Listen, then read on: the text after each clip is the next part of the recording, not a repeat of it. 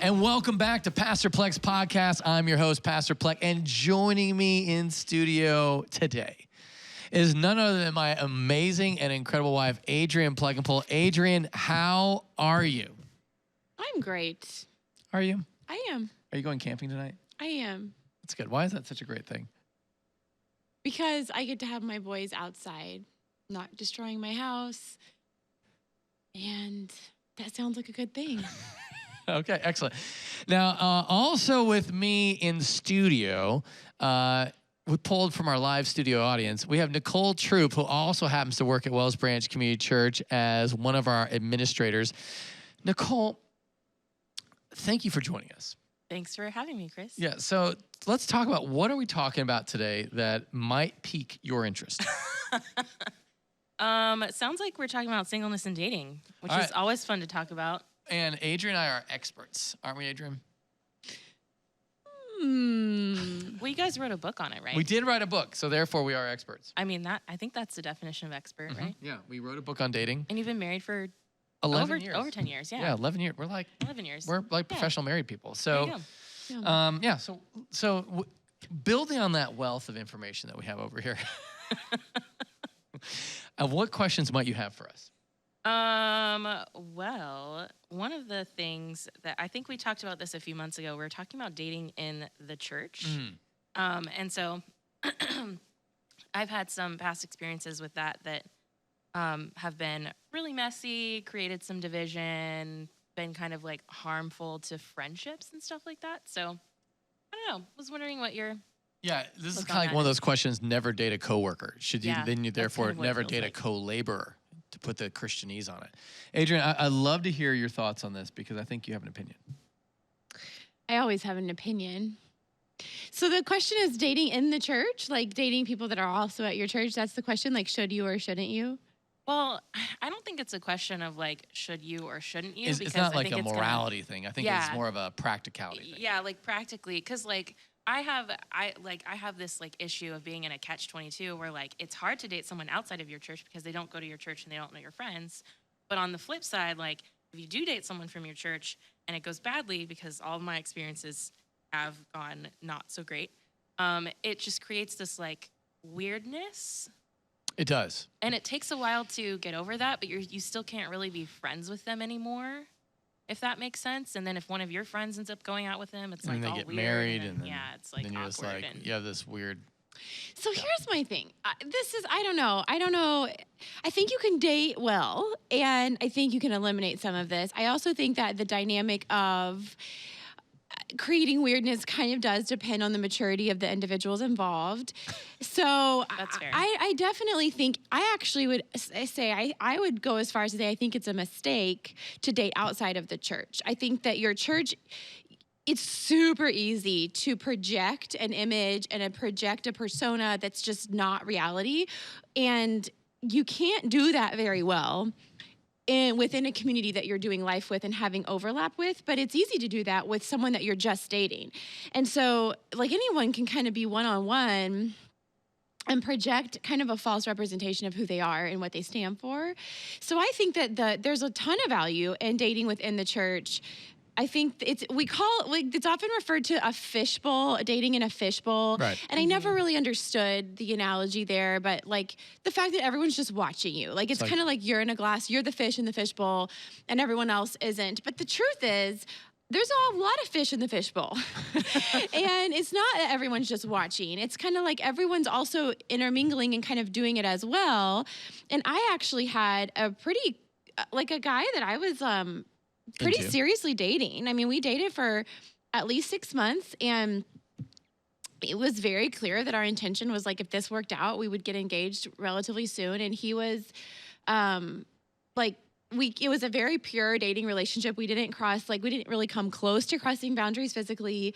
But we went on lots of dates, and we went on like a trip together and like with friends, like a group trip, but still we were dating the whole time. And that relationship ended super well, and we both had a lot of respect for the other person. There just wasn't enough chemistry, really. Mm-hmm. And he ended up marrying one of my close girlfriends that was in my community group, and I was kind of a catalyst for them. It was a couple of years past, and I had always told both of them that I thought that they'd be great fits for each other.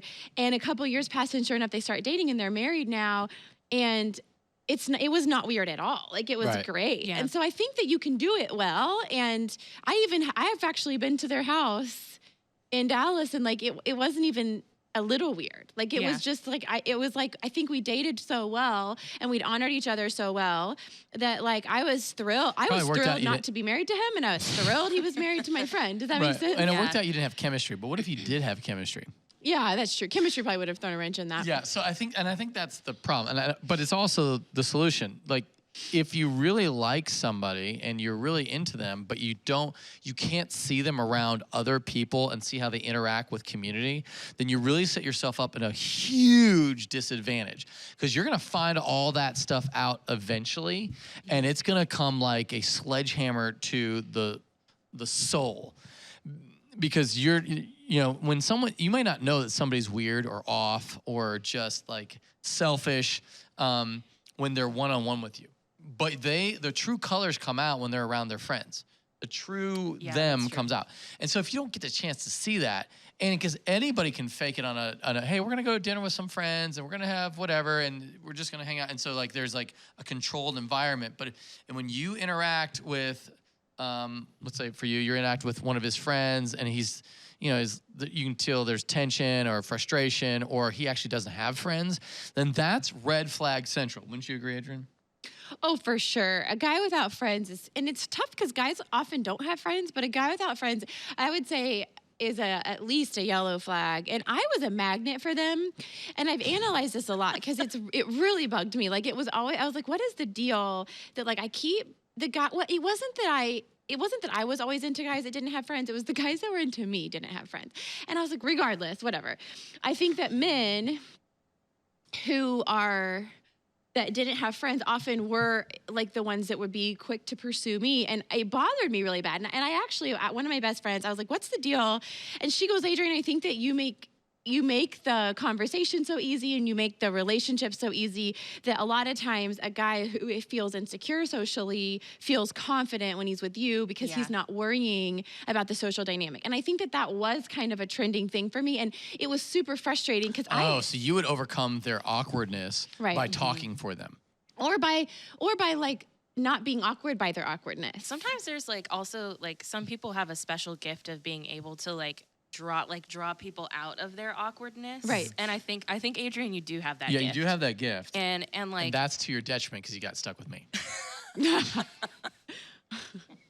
but like I think people parts. who don't have friends like can't get over their own awkwardness on their own. Yes. And so when they find someone and it happens to be a woman who is able to draw help them them. out a little bit and help them, I think like feelings start to develop and things like that too. I've ran into that in the past as well. Yeah, and I think that was what was sometimes frustrating is I think I was so dominating also that a guy that was like, I think Chris was one of the first people that could like trump me in my intensity, and it was like, so I either needed someone that needed my intensity to kind of fulfill holes for them, or I needed someone that could overcome my intensity. Yeah, Adrienne really balances me out. Like, I would destroy souls of ladies because I was just too much. And they couldn't, it was like a train. And so Adrienne is kind of like a match for that. And so I think when we first got married, one of our coworkers said, it was our boss. Yeah, I was our boss. It's like, I think when you were going to get married, Chris, I thought you were going to get someone to be like the exact opposite you, sweet and tender and loving. You guys are like a double-edged sword.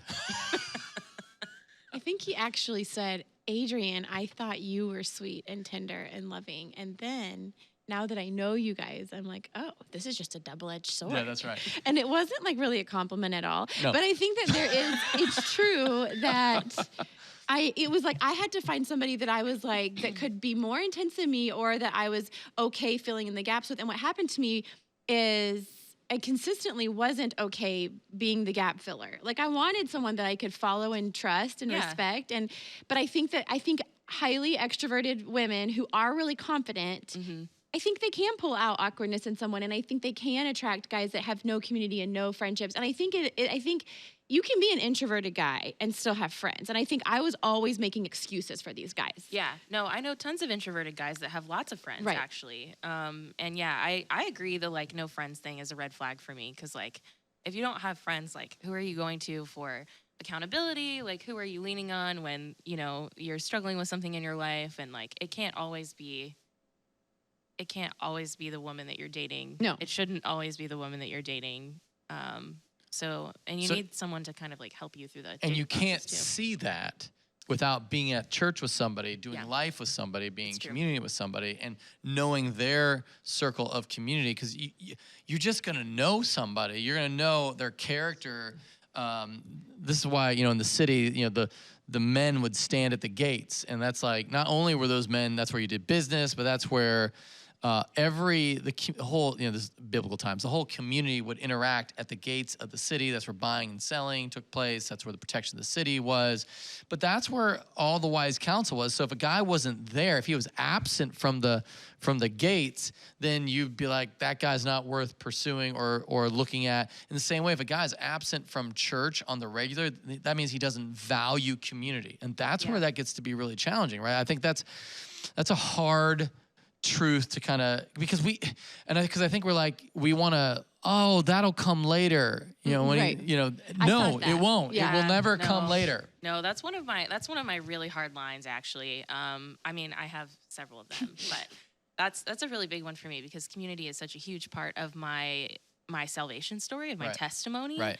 And it's made such a huge difference in my life, and it continues to be like make such a difference that like I'm like, if you're not in community, then there's no point in us even trying to do this. And I made the mistake too, I think, of getting close to people before I was exposed to them, like in community. Yeah. And that was always so devastating, because like Yeah. I had like I could have a really fun time sometimes with guys that were totally weird and awkward, and I didn't catch it because one-on-one they could be fun, and we would like like this one guy. I mean, we would go play basketball together. We would go on runs together. Like we were doing all these fun recreational things, and he was genuinely cool and genuinely fun. And then I'll never forget the Friday night. Like I brought him into this like co-ed game night with a bunch of friends from church, and he was just insecure and awkward and just kind of dominating with these really insecure statements, and was like, you know how people like can't be a good sport and like playing it, like not at all. It's not even that he was competitive and funny. He was just like, it was like a 5-year-old or something. And I was devastated. I was like, oh my gosh, I can't believe I had let like a couple of months go by kind of falling for this guy who had completely fooled me in who he was, because one-on-one, I didn't see this stuff. Yeah, and I did the same thing. I totally did the same thing, and I wasn't able to see just the greater perspective on things. And again, that happens a lot with online dating. That happens a lot with, like, you know, you see somebody in an environment that's their strength, but you don't get to see them in terms of their community aspect. And so, you know, there is strength in seeing someone in community who operates that, and they might be awful one-on-one, but they're actually really amazing in a group, and that's where you'd rather have someone be amazing in the group, because that's really probably who they are. Right. And if they're just super awkward one-on-one, it's probably because they're just terrified, nervous, because this is, you know, not normal. Yeah, like that will change, but the other one won't. I also think for men, I think we talked a lot about men in community, but I think for men looking for women to date in the church, I think there are girls that aren't in community, and usually, I think my theory on this is that girls that don't have girlfriends really are typically girls that have consistently had a boyfriend, and they never really had to make girlfriends, because you don't make girlfriends because you just want to hang out with girls. At least I never did. I have always had lots of girlfriends, and I feel like I made them because I was like, this is who's around me. This is who I can be with. And had I been asked on a date or had an attractive, fun guy initiated with me, I would have picked that. But I'm here, and I'm making the best of girlfriends. And then over time, I grew to love them and do life with them. But like, if you would have at 16 years old, if you would have been like, here, Adrienne, here's like the man of your dreams to date as a boyfriend, or here's 6 girlfriends, I would have picked the man of my dreams to date. And thank God that he didn't bring that to me at 16. Because I think some of the richness in my life has come from these friendships, but like I wouldn't have picked those over the other. And I think that sometimes guys that are attracted to girls that don't have community are super controlling dudes. Mm-hmm. That like they're afraid of the girlfriend thing. They're afraid of what this girl might, like what they might say. Like the guy is just held to a really high standard of accountability when a girl has friends. Because now things that he say might get misconstrued. They might get passed on to other people, and he has to let go of that, and he has to kind of move forward. Yeah. Or the way he handles this dating relationship might come out, and he might not do it perfectly, and people will know. And I think that's part of it. But I think there are a lot of guys who are so afraid of that they'd rather kind of find a girl that's isolated, and it feels like they have a lot of control of how this is going to go, and then if it doesn't go well, how that will land. Okay, shift. Yeah. Okay. All right, so you being single, Nicole, what's the most memorable thing anyone has ever said to you about being single? Okay. I'm going to go with a positive one and a negative one. Okay, all right, yeah. Okay, so the negative one is, and I get this all the time. I thought you said you were going to go with a positive one. I'm going to go with both. Okay. But I'm going to do the negative one first because it's always good to end on a positive note. The negative one, I always get this at weddings. And it's because I when I go to weddings, I don't usually have a date or whatever because, I'm not dating anyone. So I'm like, I'll just go by myself. I have fun by myself. And then people are like, oh, are you seeing anyone? And I'm like, oh, no, not right now. And they're like, oh, that's okay. You'll find someone someday. And I'm like, why is this a bad thing? Why is it bad for me to just be single? What if I don't? Like, that's not bad. Yeah. I'm not sad because I think people assume that at a wedding, every single person that is there is like... It's a hunting ground for singles. One, it's a hunting ground, but it's also like you should feel devastated about the fact you're not getting married. But I can't just like be happy for my friends or my family that's getting married. Right, Like, really you're not allowed to do that. You have to be jealous. That's what the whole point of the wedding is. Yeah, but the positive thing, the most memorable thing that anyone has ever said to me is like, I can't remember exactly what it was, but the gist of it was basically like this idea of waiting well. Mm-hmm. And using your singleness for a purpose. Like God puts you in this season of your life for a reason, and you can use it for ministry. You can use it for friendship building. You can use it for traveling and just like focusing on having a very full, active life. Yeah. Because that's ultimately what like grows your personality. It grows your faith, and it makes you an interesting person. And then people want to talk to you and want to hang out with you and want to hear about the latest this, that, or the other thing. And you never know who God's going to put in your life when you're doing these things, you know? So I have, for the past maybe year and a half, I've been really trying to kind of live that out. And it's been hard for the most part up until the past 3 or 4 months. It's been getting easier, but it's a struggle to live that way when you live in this world that's so focused on getting married. Yeah. And I really if we're talking about culture outside the church, having it all, married, children, career, all the things. And then in church, I mean, Big C church, not this church specifically, but there's just this huge emphasis, especially for women, on getting married. And that puts a lot of pressure on people. Yeah, okay, all right. How about this? Speaking of that, if the church is to be, here's the next question. If the church is to be a beautiful community, including married men and women and single men and women, what are healthy ways men and women in the church can be friends? What do you think about that? I think it's good. I think it's good to have, for women to have guy friends who are just friends. And I think it's good for guys to have friends who are women who are just friends. It's really helpful for me because I feel like some of the men in my life now can kind of give me a better understanding of how men think and what they're going through and things like that. But also just they kind of take me down a notch. Yeah. What do you mean by that? Everyone I'm just here to keep you humble. When a guy is your friend, they're not afraid to say things to you chill out. Right. Like, you're being too much right now. But when you're dating, there's like this pressure of like, I don't want to say anything wrong to like tick the other person off, you know? But like, when you have friends who are just your friends and there's no like pressure of dating or anything, they're just like, you're being crazy.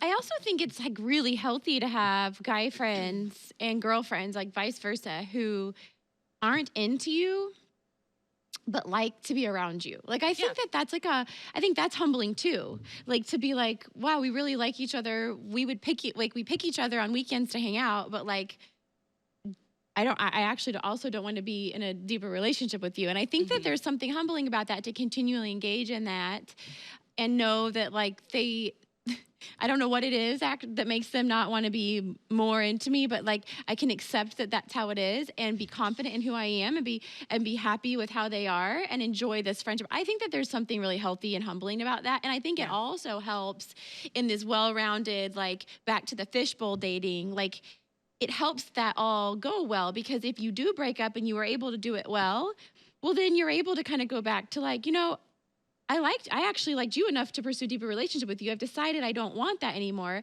but I can still be around you and not hate you if we can kind of do this in a mature, respectful, honoring way. And so I think there is something very healthy about that. Yeah. I think the piece of this that can get lost is, and I just blanked on what I was going to say. There you go. Just blanked. Well, we were off on Something can get lost. The friends. Yeah. Okay. So whenever it gets weird, right? It gets weird sometimes with friends that are opposite sex, because someone is asking the question, why are they not into me? Why are they not into me? And the other person's thinking, I'm not into you. You know, like, and then how do you navigate that? And this is okay. Now, then when do you know when it's okay to be alone together or not alone together? Is there a line there? You know, because I think this is where I want to guard your heart. Well, you know, guard your own heart. How do you deal with it? I think that's the part. Like, you know, is there a moral wrong in spending time with somebody one-on-one of the opposite sex that you're not married to? Probably not. But there's some practical implications that those moments have if you're going somewhere with someone, and you and I actually took the next step because you were able to be so bold with that. But I feel like that's where a lot of single people struggle. Yeah. Is they have all these quasi non-dating relationships, and they're like, we're not dating, but we sure hang out a lot, and he does pay for my food a lot, and we do go driving places together, we go on vacations and trips together, but we're just friends. Yeah, and I think that's a big problem that lots of singles, like young singles, have. And like for whatever reason, people are really afraid of just being straight up with each other. If you're not dating a guy, he should not be paying for you. Rule number one. Like that's just not if you're friends, when friends go out with each other, if you're with your girlfriends, like you don't pay for your own thing. I sometimes do. So like just because pay for your other girlfriends? Guy friends. Okay. I mean, Melanie and I have done that too. We're like, oh, hey, I'll get this one, you get that one. But like when it's with a guy, like you just need to be really just have a boundary there. Boundary. Yeah, I'm kind of with you. So here's my thing on this. This is where I think this is where it gets nebulous. Well, this is where I go to traditional. This is where I'm like so traditional. You know, are you gonna mock me or are we gonna, you know? No, keep going. I want to hear this, Adrienne. I want to hear what you have to say. Listen, this is. Okay, our relationship is actually a perfect example of this. So we were dating. There we were. Well, or no, we were not dating. But this is where I think our culture has really shifted, and that women and men are kind of fair game for being initiators. Right. And I am like just hardcore. Not like that. Not like that. And I even feel like I even struggle leading a ministry with men in it and having conversations with men that I'm supposed to lead. And I know I need to get over that and whatever. But like, I think it's hard. I think it's actually not natural I don't think God really designed us in a way that women should be initiating relationally with men. I think we also are highly responsible for our feelings and our, like, what's happening in our head.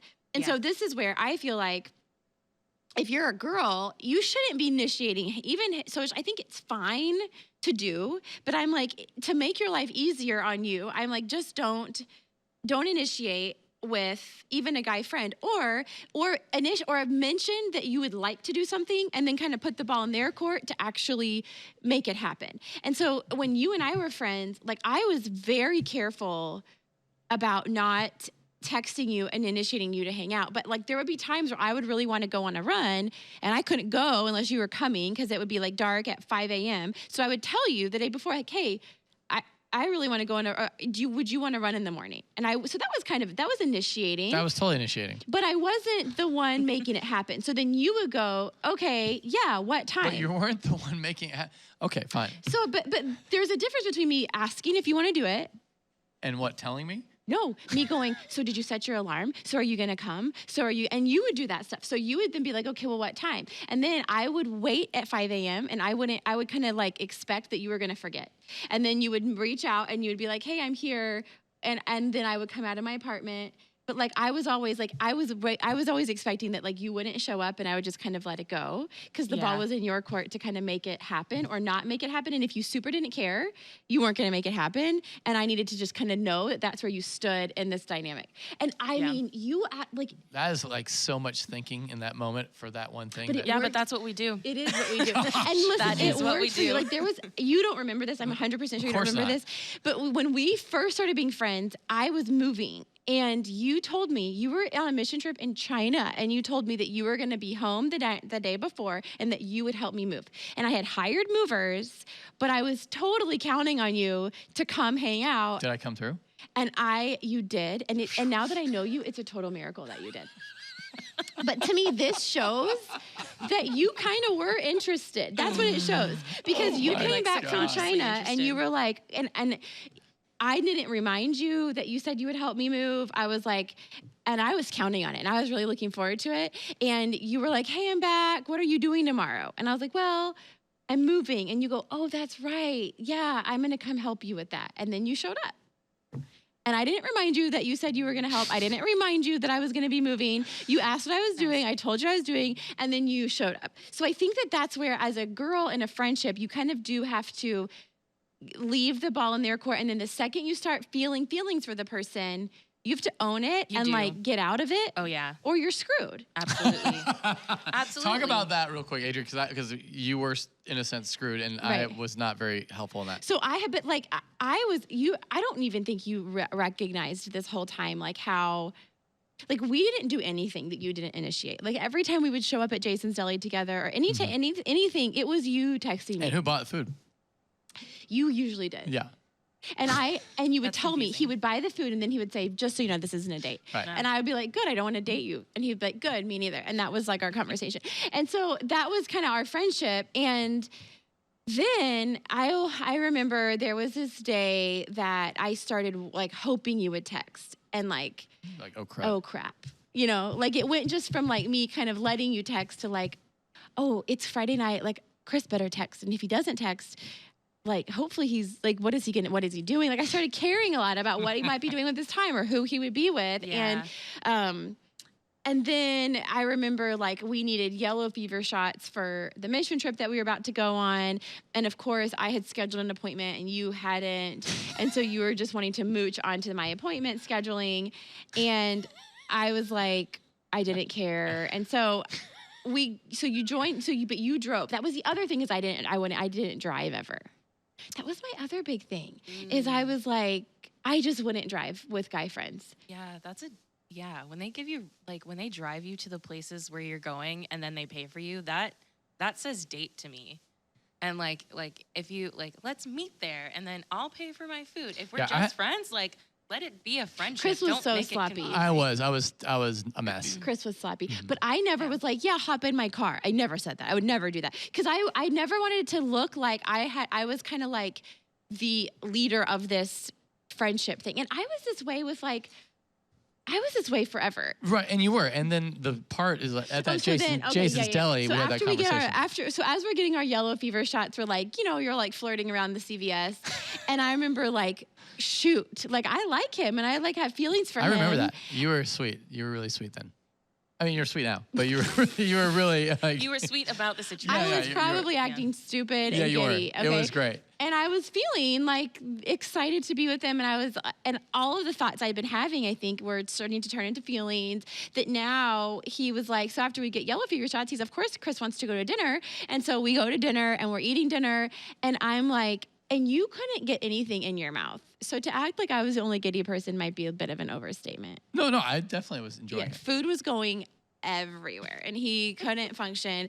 And I was like, okay. And that's when I kind of knew, like, okay, this is a two-way thing, even though Chris isn't ever going to admit, I don't think that this is two-way, but I feel that this is two-way. I had issues. And so I was like, I have to just own it as my thing. And this is where this is one of the gifts that you have. I think that you really can self-analyze really well. And that's one thing I've been crediting, I think, Katie and Robert for owning really well their feelings. I wasn't able to own it at that point until you said. Yeah. So I said, this has been really fun. And I was like, but you, and then I told him I don't want it to be weird on the mission trip. I was like, the mission trip, we don't need that to be weird. So like, whatever this is, fine, we'll just take it to the mission trip. I said, but when we get back from the mission trip, I said, you need to stop calling me and you stop texting me, and we're not going on these non-date dinners anymore. And Chris was pissed, and he was just like, what do you mean? What do you mean? You're like, and he just went, and I was like, you were mad. I was, yeah. I had never. Frustrated. Now I know that wasn't you mad. At the time, you looked mad. Okay. And I was like, okay, and I was like, shoot, I struck a nerve. And that's when I was like, I had to double down, because the old Adrienne that hadn't been hurt from previous relationships would have said, you're right, that's silly. But I was like, no. And I said, listen, I really enjoy hanging out with you. And I didn't think in a million years I would ever start liking you. I said, but I think that that's starting to happen. And all you've ever done is make it really clear that there's nothing here. And so I'm an idiot to continue to spend time with you. I said, because I should expect anytime I see you, I should expect you to have a girl that you're holding hands with, that you're introducing me to as your girlfriend, because that's all we've ever communicated is where we're at. And I said, I said, I'm gonna have a hard time if that happens, and so this needs to end now. Right. And and then that's when you were just like. That's when it clicked for me, that because you said, you're like my best friend. You're like, I want to marry my best friend, and all of a sudden it hit me. I was like, oh yeah. Yeah, because you said that, you were like, you're my best friend, and I looked at him kind of like, are you kidding me right now? Like, and then I said, well, great, Chris. I said, I actually would like to marry my best friend. Yeah. And then that's when you were like, well, and you were mad. Yeah. You were mad. You were irritated. But it clicked for me. I was like, I'm an idiot. Like all of a sudden, I don't know. All of a sudden, there was clarity. Yeah. And I think that was a gift from God, and that's hence your gift from God. But this is where but here's what. There was another 10 dates to 2 weeks that passed after that, where I had said that, I had owned how I felt, and you were like, okay, and you dropped me off at my apartment complex, and I got out of your car, and there was no communication about it. There was no like, you're my best friend also, let's date. It was like, you were just like, well, that's stupid. That's what you told me. You're like, well, that's dumb. I think this is dumb. Yeah. And I said, okay, that's fine. I was like, I said. You really put it on me. And I was like, I'm not going to answer my phone anymore after we get back from this mission trip. And he was just like, whatever. And then he like drove off. And then we go on this stupid mission trip. We haven't talked about anything. And I was praying like crazy that God would like protect me, because I was like, man, I've told him that I kind of have feelings for him. I do have feelings for him.